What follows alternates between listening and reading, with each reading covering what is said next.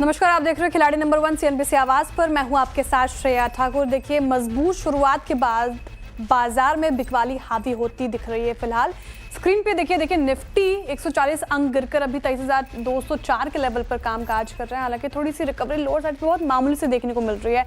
Bank Nifty पे भी ज्यादा दबाव देखने को मिल रहा है। कल जितने भी गेन्स थे वो गवाता हुआ बैंक निफ्टी, और वहां पे आप देखिएगा तो 500 अंकों की गिरावट देखने को मिल रही है और 1% से ज्यादा गिरकर अभी 48,849 के लेवल पर बैंक निफ्टी काम करता हुआ। मिड कैप में सबसे ज्यादा गिरावट यहाँ पे 2% करीब, देखिए 900 अंकों से ज्यादा गिरकर 54,178 के लेवल पर कामकाज करता हुआ। स्मॉल कैप में भी गिरावट हावी और 320 अंक गवाकर 17,540 के लेवल पर कामकाज करता हुआ स्मॉल कैप ब्रेथ खराब देखने को मिलेगी। 1738 गिरने वाले शेयर्स हैं फिलहाल।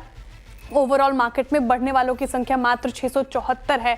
अब ब्रेथ खराब है, बाजार खराब है। एक बार कंट्रीब्यूटर्स भी रखते हैं आपको, कौन थोड़े से बाजार को संभालने की कोशिश कर रहा है और कौन ड्रैग करते। रिलायंस देखिए ऐसा हैवीवेट जो ड्रैग कर रहा है निफ्टी को। ICICI बैंक, HDFC बैंक जैसे हैवीवेट्स। SBI से भी नहीं हो पा रहा, 11 अंकों से गिरकर ये कामकाज करता है। वहीं कुछ काउंटर्स देखिए, ITC, अपोलो हॉस्पिटल संभालता हुआ, अल्ट्राटेक सीमेंट और BPSL भी गेन के साथ कामकाज कर रहा है। वहीं बैंक निफ्टी में भी देखेंगे आप तो HDFC, ICICI बैंक आपको ड्रैग करते हुए नजर आएंगे। SBI और कोटक महिंद्रा बैंक, देखिए कोटक महिंद्रा बैंक जिसमें अच्छी तेजी कल देखने को मिलती है, आज मुनाफा वसूली देखने को मिल रही है और कोई भी गेनर्स शामिल नहीं है बैंक में। तो ऐसी स्थिति फिलहाल बाजार में देखने को मिल रही है। लेकिन क्लोजिंग बेल्स पे नजर रहेगी, किस ओर इशारा करते हैं वो भी बात करेंगे। लेकिन पहले हमारे गेस्ट के साथ दोबारा इंट्रोड्यूस करवा देती हूँ। हमारे साथ जुड़े हुए हैं सोनी जी, हरीश जी, पवन जी इस पूरे हफ्ते। और गुड मॉर्निंग आप सभी को। एक बार रिटर्न कार्ड पे नजर डालते हैं, क्या स्थिति वहां पे नजर आ रही है, कौन से गेस्ट हमारे फिलहाल लीड लेते हुए। और सोनी जी अभी फिलहाल लीड ले रही हैं, 2.25% की करीब इनके पोर्टफोलियो में तेजी। दूसरे नंबर पे हरीश जी हैं, 1.5% के करीब इनका पोर्टफोलियो अप है। वहीं पवन जी भी 1.5% के करीब आते हुए ये भी पॉजिटिव टेरिटरी में ही कामकाज करते हुए। एक बार टॉप ट्रेड्स रखते हैं हमारे खिलाड़ियों के। टॉप ट्रेड्स आप स्क्रीन पर इस वक्त, और अगर आप देखेंगे तो सोनी जी ने अडानी एनर्जी सुझाया था और 1% इनमें तेजी देखने को मिल रही है। साथ ही हरीश जी ने पेटीएम सुझाया था, यहाँ पे उनका टॉप ट्रेड देखिए 3% की तेजी यहाँ पे देखने को मिल रही है। माफ कीजिएगा 2% पेटीएम में हरीश जी की तरफ से ये पिक। इसके अलावा पवन जी IOC उन्होंने सुझाया था, यहाँ पे 3% की तेजी। तो टॉप ट्रेड्स हमारे जानकारों के अभी आपके स्क्रीन पर। अब एक बार पोर्टफोलियो चेक करते हैं। सोनी जी का पोर्टफोलियो रखिए स्क्रीन पर, क्या कुछ एक्शन वहाँ पे देखने को मिल रहा है। और सोनी जी के पोर्टफोलियो की बात की जाए तो CG power, city union bank और HDFC लाइफ जैसे स्टॉक्स आपको दिखेंगे। और प्रॉफिट बुकिंग किया इन्होंने CG power, city union bank में। इसके अलावा इन्होंने अडानी एनर्जी सोल्यूशन और HPCL से भी प्रॉफिट बुकिंग किया है। और HDFC लाइफ जो उनकी सेल साइड की ट्रेड थी, वहां से उन्होंने एग्जिट कर लिया है। सोनी जी, बाजार पे आज दबाव देखने को मिल रहा है, क्या लग रहा है आपको, सेल साइड की ट्रेड रहेगी या बाय साइड की ट्रेड, क्या पिक कर रही हैं आज आप? गुड मॉर्निंग पहले आपको। जी, गुड मॉर्निंग एवरीवन। देखिए, मुझे लगता है ओवरऑल निफ्टी यहाँ पे एक रेंज बाउंड पे ही है। 23,400 का रेजिस्टेंस अभी भी डिसाइसिवली क्रॉस नहीं कर रहा है। नीचे की तरफ 23,000 सपोर्ट है। सो यानी कि आज जिस तरीके से सेलिंग प्रेशर नजर आया है और अनदर 100-150 पॉइंट्स की गिरावट यहाँ पे नजर आ रही है। सपोर्ट से वहां पे अगर पकड़ के घूम सकता है तो वो अलग बात है, बट अभी के लिए मुझे लगता है कि थोड़ा सा 23,000 सपोर्ट को टेस्ट करने के लिए यहाँ पे तैयारी ले रहा है। सो यहाँ पे सेल रिकमेंडेशन रहेगा। पहला सेल है यहाँ पे IRB पे। IRB 53.5 पे यहाँ पे आप सेल कर सकते हैं। स्टॉप लॉस यहाँ पे रहेगा 56 का, टारगेट है 48। IRB आज अपने सारे major short term moving averages को ब्रेक कर रहा है और यहाँ पे फ्रेश शॉर्ट्स ऐड हो रहे हैं और यहाँ पे पुट की जो ओपन इंटरेस्ट बेस है वो अनवाइंड होते हुए नजर आ रही है। मुझे लगता है काफी वीक है, टुवर्ड्स 48 यहाँ पे एक बार टेस्ट कर सकता है। उसके नीचे भी अगर सस्टेन करता है तो और भी सेलिंग प्रेशर यहाँ पे काफी स्ट्रांगली नजर आ सकता है। रिस्क रिवॉर्ड रेशियो वाइज काफी फेवरेबल है। 56 स्टॉप लॉस के साथ IRB पे सेल करने की यहाँ पे रिकमेंडेशन रहेगी। ठीक है, IRB सेल साइड की ट्रेड सोनी जी की तरफ से आते हुए स्टॉप लॉस आपको 56 का मेंटेन करके चलना है। 48 नीचे का टारगेट फिलहाल। हरीश जी का पोर्टफोलियो रखते हैं स्क्रीन पर, क्या कुछ एक्शन उनके पोर्टफोलियो में देखने को मिल रहा है वो रखेंगे। फिर साथ ही उनसे पिक्स के बारे में बात करेंगे। ग्लेनमार्क फार्मा देखिए, इसके अलावा इन्होंने नैल्को से एग्जिट किया है, ग्लेनमार्क में प्रॉफिट बुकिंग की है। इसके अलावा वोल्टास ONGC में भी इन्होंने प्रॉफिट बुकिंग एग्जिट किया है ओएनजीसी, और पेटीएम जो सेल साइड की ट्रेड थी उन्होंने वहाँ से प्रॉफिट बुकिंग की है। हरीश जी, पेटीएम से आपने प्रॉफिट बुकिंग कर लिया? हाँ बिल्कुल, मैंने प्रॉफिट बुक कर लिया मॉर्निंग। ठीक है, तो मॉर्निंग में इन्होंने प्रॉफिट बुकिंग किया है पेटीएम से। अभी क्या लग रहा है आपको, जिस तरीके से बाजार में दबाव देखने को मिल रहा है, स्पेशली बैंक निफ्टी में भी देखिए 600 अंकों की गिरावट फिलहाल देखने को मिल रही है, क्या लगता है सेल साइड की ट्रेड या बाय साइड की ट्रेड होगी? गुड मॉर्निंग आपको भी।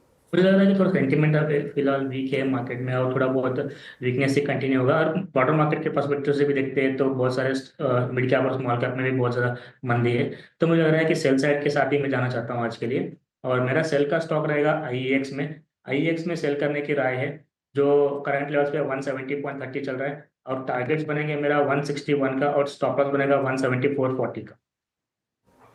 ठीक है, आईईएक्स सेल साइड की ट्रेड हरीश जी की तरफ से आते हुए यहाँ पे बाजार जिस तरीके से बिकवाली का शिकार, तो यहाँ पे सेल साइड की ट्रेड टारगेट आपको 161 का मेंटेन करके चलना है नीचे, और 174 का स्टॉप लॉस आप मेंटेन करके चले फिलहाल आईईएक्स में। अब चलते पवन जी की पोर्टफोलियो की तरफ, वहाँ पे क्या स्थिति बनती नजर आ रही है और उस पर एक नज़र डालेंगे, उसके बाद उनसे पिक्स भी लेंगे। यहाँ पे इन्होंने आदित्य बिरला फैशन रिटेल और इसके साथ ही एशियन पेंट्स और आईओसी में प्रॉफिट बुकिंग की है, साथ ही इन्होंने ब्रिटानिया से एग्जिट किया है।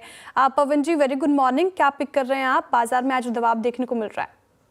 Good morning Shreya. मार्केट एक रेंज में चल रहा है जो 23,000 से 23,600 है। सो इस लोअर बाउंड्री पे मैं कुछ बाय की पिक करना चाहूंगा। सन टीवी मुझे अच्छा लग रहा है, अभी 647 का प्रेजेंट सीएमपी भाव चल रहा है। 680 मेरा टारगेट है, 635 का स्टॉप लॉस रहेगा।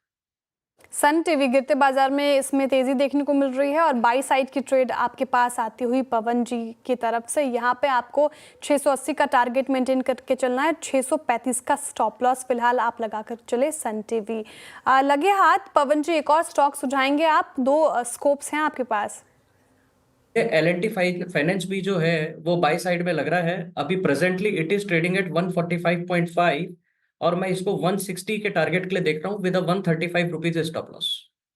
ठीक है, एल&टी फाइनेंस यहाँ पे तेजी देखने को मिल रही है, रिजल्ट के बाद 1% से ज्यादा तेज होकर कामकाज कर रहा है। बाई साइड की ट्रेड दूसरी पवन जी की तरफ से आते हुए आपको 160 का मेंटेन करके चलना है टारगेट, स्टॉप लॉस 135 का फिलहाल लगाकर चले। सोनी जी, दूसरी पिक आपकी तरफ से क्या होगी?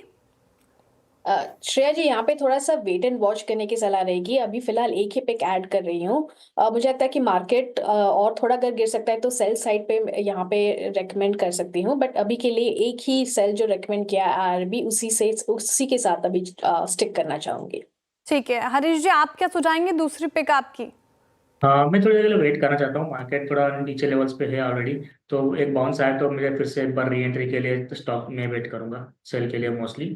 तो मुझे लग रहा है कि थोड़ा वेट करके सेकेंड हाफ में देने की कोशिश करूँ। जिस तरीके से बाजार में बिकवाली हावी होती दिख रही है, देखिए अभी 600 अंकों से ज्यादा की गिरावट बैंक निफ्टी झेल रहा है, तो फिलहाल हमारे जानकारों की तरफ से थोड़ा वेट का इंतजार, और कोई भी अपडेट हम फिलहाल आपके लिए लेके आएंगे शो में। लेकिन अभी दीजिए इजाजत, थोड़ा ब्रेक का समय हो गया, ब्रेक के बाद फिर हाजिर होते हैं। आप देखते रहिए सीएनबीसी आवाज़।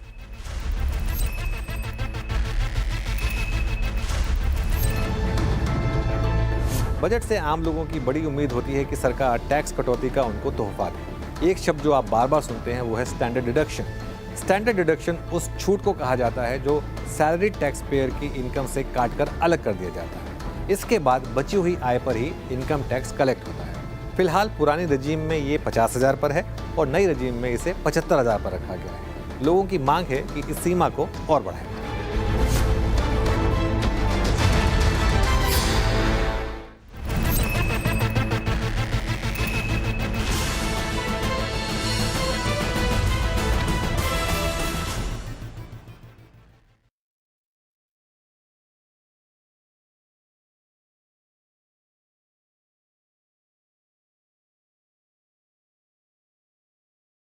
आज पर देखिए तीसरी तिमाही में एल&टी फाइनेंस की ब्याज से कमाई 11% बढ़ी है। हालांकि मुनाफे में 2% का दबाव दिखा है, एसेट क्वालिटी में भी हल्की सी कमजोरी बढ़ी है।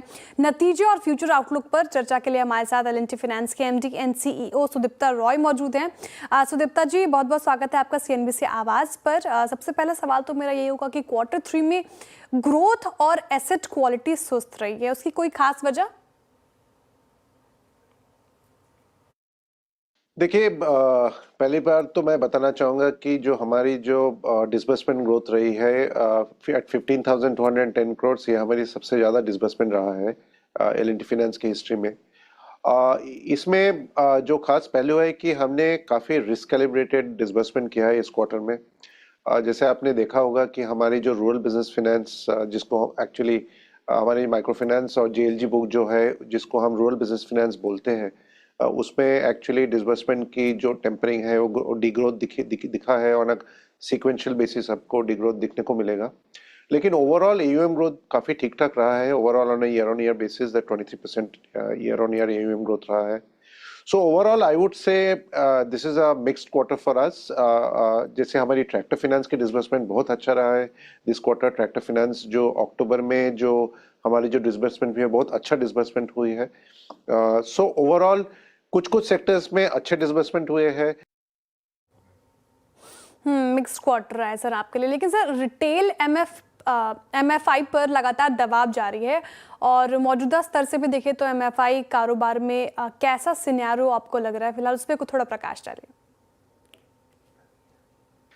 देखिए जो हमारी जो MFI का जो डिसबर्समेंट ट्रैजेक्टरी है, इसको हमने जैसे मैंने पहले की बोला है कि इसमें हमने कॉन्शियसली इसको हमने स्लो डाउन किया है और हमारी कोशिश रहेगी कि हम जितने हो सके नॉन लेवरेज कस्टमर्स उनको लेंड करें और नया ज्योग्राफीज में हम लेंड करें। जैसे हम अभी MFI बिजनेस में हम फोकस कर रहे हैं EP Telangana, western UP, eastern western Maharashtra, इसके ऊपर हम फोकस कर रहे हैं। और जैसे आप पर्सनल लोन्स की बात करें, आप देखे होंगे कि पर्सनल लोन्स में एक्चुअली हमारी काफ़ी अच्छी ग्रोथ रही है, albeit on a low base. Previous year में हमने 847 करोड़ की डिसबर्समेंट किए थे पर्सनल लोन्स में। अगर आप देखेंगे कि इस क्वार्टर में हमने 1642 करोड़ की डिसबर्समेंट किया है, तो ग्रोथ एक्चुअली 100% है पर्सनल लोन्स में, लेकिन ये लो बेस पे ग्रोथ है। सो परसेंटेज टर्म्स हम तो अगर थोड़ा इग्नोर भी करें तो हमारी जो पर्सनल लोन्स की जो ग्रोथ है ये भी रिस्क कैलिब्रेटेड ग्रोथ है और ज़्यादातर सैलरीड सेगमेंट में है। पर्सनल लोन ग्रोथ में आपको तेजी देखने को मिल रही है सर, लेकिन निम्स पे बात करते हैं। अब क्वार्टर 3 में NIMs पर दबाव रहा है, वो रिजल्ट में दिखा। क्या 2025 में रेट कटौती होने पर मार्जिन में आपको सुधार दिखेगा? देखिए पहली तो रेट कट की बात है तो rate cut we obviously would welcome a rate cut as and when it comes. जब आए तो आए, लेकिन एज ऑफ नाउ हमारी जो प्लान है उसमें it will be a bonus. अभी हमारी जो फोकस है टू स्टेबलाइज दो चीज़ हमको स्टेबलाइज करना है। पहले तो हमारा डिस्ट्रीब्यूशन मिक्स उसको स्टेबलाइज करना है और हमारी क्रेडिट कॉस्ट, ये दोनों को स्टेबलाइज करना है क्योंकि हमारी क्रेडिट कॉस्ट थोड़ी एलिवेटेड रही है इस क्वार्टर में। पहले तो क्योंकि हमने डिसबर्समेंट स्लो डाउन किया है हमारे RBF और रूरल बिजनेस फाइनेंस वर्टिकल में, और ये वर्टिकल का ये जो लोन्स है इनकी जो यील्ड्स है ये काफ़ी हाई है, तो इसके कारण डिस्ट्रीब्यूशन मिक्स चेंज होने के नाते थोड़ा सा निम्स एंड फीस पे थोड़ा इम्पैक्ट आया है। जैसे हमने पहले गाइड किया है कि हमारी जो कोशिश रहेगी दैट ड्यूरिंग नॉर्मल टाइम्स हम निम प्लस फीस को एक ट्रेजेक्टरी 10.5 to 11% की ट्रेजेक्टरी में हम मेंटेन करने की कोशिश करेंगे। एज ऑफ नाउ हम थोड़ा इसमें गिरावट दिखी है, बट हमारी उम्मीद है कि जैसे जैसे सिचुएशन नॉर्मलाइज होता जाएगा ये वापस आता रहेगा to that guided trajectory of 10.5 to 11%। बिल्कुल सर, लेकिन बजट से अब हम 11 दिन ही दूर है मात्र। बजट से आपकी क्या उम्मीद है, क्या एक्सपेक्टेशंस रख रहे हैं आप इस बार? देखिए सेक्टर के लिए तो हमारी एक्सपेक्टेशन ज़्यादातर है कि अगर रूरल कंजम्पशन ओरिएंटेड और रूरल डिमांड ओरिएंटेड अगर स्कीम्स निकाले गवर्नमेंट और पॉलिसीज निकाले तो बहुत अच्छा होगा। जैसे आपको पता है कि हम वैसी एक NBFC है जो इक्वली डिस्ट्रीब्यूटेड है between rural and urban sector, almost 50-50% sort of AUM distribution. तो रूरल इकोनॉमी स्ट्रेंथनिंग पे हमारी बिजनेस पे काफ़ी इम्पैक्ट आता है और रूरल लिक्विडिटी और रूरल इनकम स्ट्रेंथनिंग पे हमारे बिजनेस पे काफ़ी इम्पैक्ट आता है। तो पहले तो हमारी इच्छा रहेगी कि गवर्नमेंट रूरल सेक्टर के लिए अच्छे स्कीम्स निकाले। अर्बन सेक्टर में कंजम्पशन डिमांड और कंजम्पशन को पुश करने की थोड़ा ज़रूरत है, क्योंकि हमने देखा है कि कुछ सेक्टर्स में कुछ स्लगिश डिमांड की सॉर्ट ऑफ ट्रेंड्स निकल के आ रही है। तो अर्बन सेक्टर में अगर कंजम्पशन ओरिएंटेड कुछ पॉलिसीज निकले तो उसमें भी ओवरऑल अच्छा होगा। अगर ये दोनों अगर ठीक से हुआ तो ऑब्वियसली वैल्यू तो obviously not only us as a corporate but overall industry को आएगी। So we are hopeful that and the government has been very very proactive for many years in pushing forward the Indian economy. तो हमारी उम्मीद है कि budget पिछले और last couple of years के तरह अच्छी रहेगी। बिल्कुल सर, ठीक है सर, बहुत बहुत शुक्रिया हमारे साथ जुड़े रहने के लिए और तमाम सवालों के जवाब देने के लिए। ऑल द बेस्ट आपको अपकमिंग क्वार्टर्स के लिए सर, बहुत शुक्रिया। फिलहाल वक्त हो चुका है एक छोटे से ब्रेक का। ब्रेक के बाद फिर हाजिर होते हैं। आप देखते रहिए CNBC आवाज़।